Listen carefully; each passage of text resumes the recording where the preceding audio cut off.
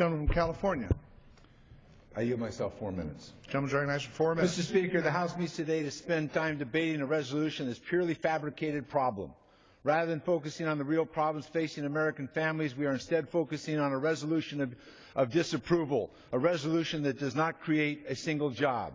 In July, the administration announced a waiver process under the welfare law that would allow governors to use innovative approaches to move more welfare recipients into employment.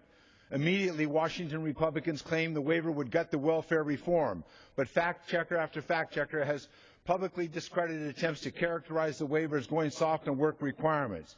And we're still waiting for the majority to show us exactly where the administration's waiver proposal eliminates the work requirement. Even the Republican staff director of the Ways and Means Committee subcommittee at the time in 1996 welfare reform law says that these claims are false. In fact, the administration has even clarified the rules, writing that no state will get a waiver unless it shows an increase in employment of 20%. So actually the Republican position here is fairly consistent. They haven't done anything here to create new jobs, and they're against welfare recipients getting jobs, and they're against governors increasing employment opportunities by 20%.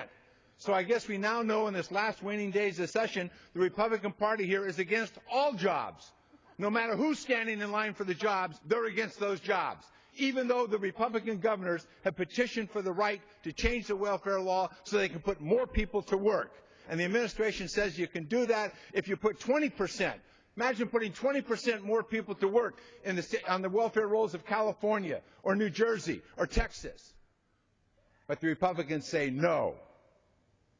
And the Republican governors and Democratic governors have asked for this authority in 2002, 2003, 2005. And the House passed much broader waiver authority, trying to give the governors, if you will, state flexibility.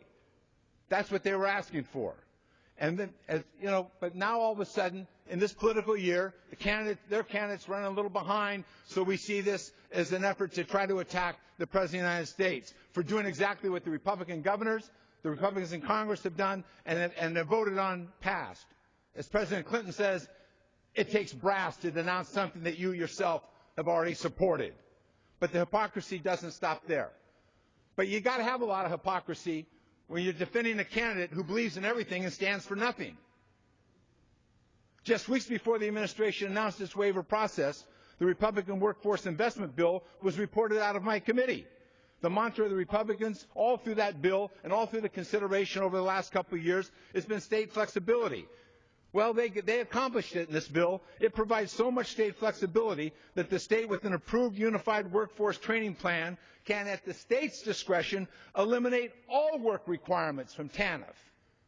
Passed out of the Education and Workforce Committee on a partisan vote, all Republicans supporting that effort to let governors eliminate all work requirements. So this debate is a little bit behind the times, and probably not dealing with the serious problem, which is the Republican Workforce Incentive Act, the reauthorization of that program. What a difference a few weeks in a convention make. And here we are using the valuable time of this House before we go to adjournment to carry out a political prank, a manufactured problem, a fabricated problem based upon fabricated facts, and yet still we don't see ourselves dealing with the questions of middle-class tax cuts. We don't see dealing with jobs bills that we've been asking for time and again while this Congress has been in session. It's a sad way to end this session of the Congress of the United States without not providing the access to those jobs that this Congress could have been providing throughout this entire year to strengthen the economy. But then again, as the Senate leader has said, they don't want to work with this president. They want him to fail.